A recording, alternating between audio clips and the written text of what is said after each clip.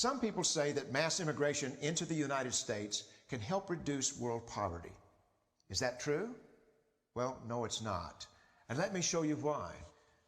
This gumball represents the 1 million legal immigrants that the United States has taken every year on average since 1990.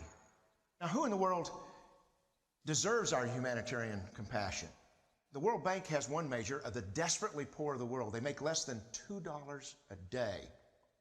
And how many people make less than $2 a day in the world? Well, let's start with Africa.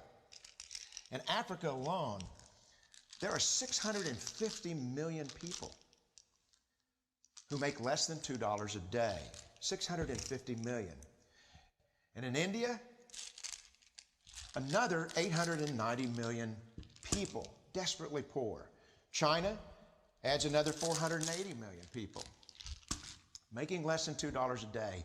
And unfortunately, the rest of Asia has a heartbreaking 810 million people who the World Bank says make less than $2 a day. And finally, there's 105 million of Latin America's population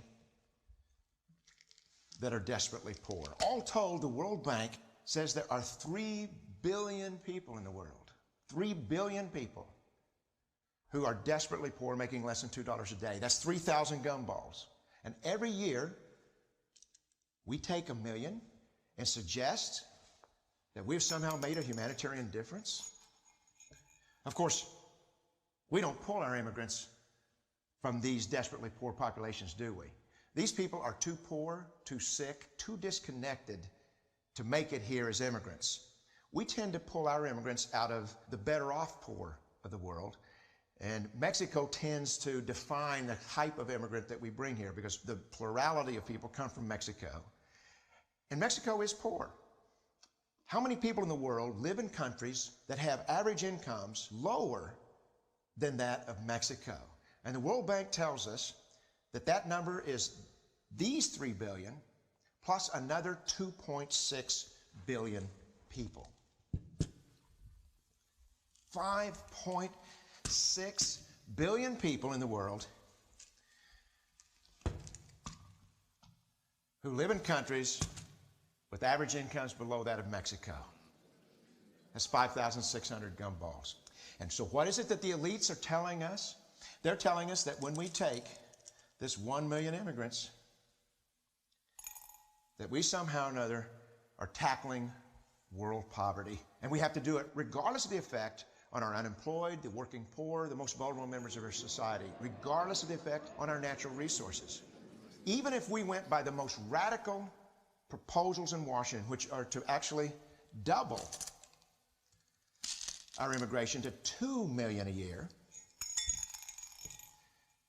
which would totally overwhelm our physical, natural, and social infrastructures, we couldn't make a noticeable difference. And we may be really hurting the impoverished people of the world because the million that we do take are among the most energetic, often the better educated, certainly the most dissatisfied people that if they did not immigrate would be the agents for change to improve the lot of all the people in these countries.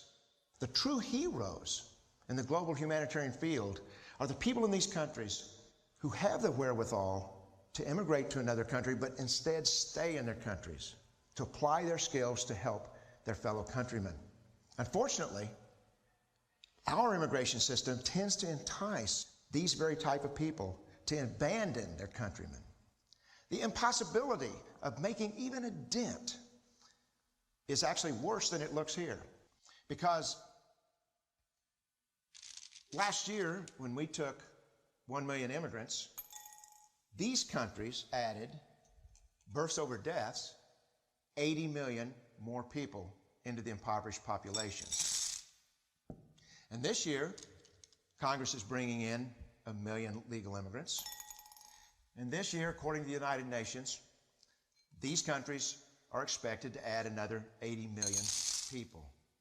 And next year, you can be quite sure that Congress, unless stopped by the American voters, will bring in another 1 million immigrants. And these countries, unfortunately, will be adding another 80 million people into these impoverished nations. We could take 5 million a year.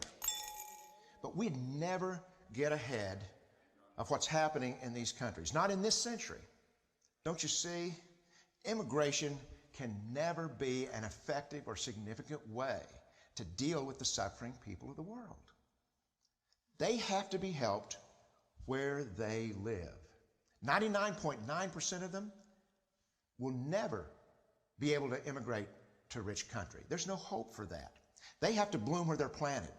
The only place that 99.9% of these people can be helped is where they live. Let's help them there.